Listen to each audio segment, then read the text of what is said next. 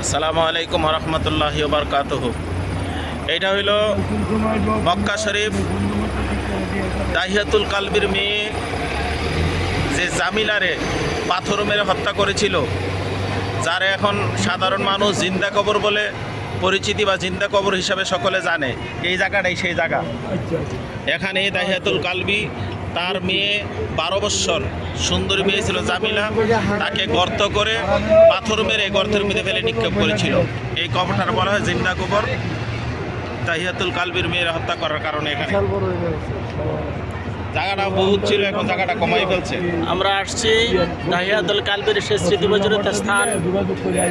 আমরা সেই বাংলাদেশের কুমিল্লা থেকে আসছি।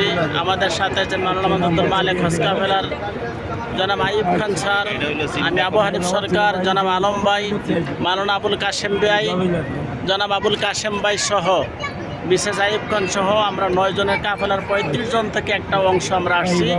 সেই দাহিয়াতুল কালবি যেখানে ইসলাম গ্রহণের পূর্বে জেহেলি যুগে যে মেয়েটাকে এখানে জিন্দা দাফন করতে আসছিল, সেই স্মৃতিবিজড়িত স্থান থেকে সকলের জন্য দোয়া করছি। আসসালামু আলাইকুম।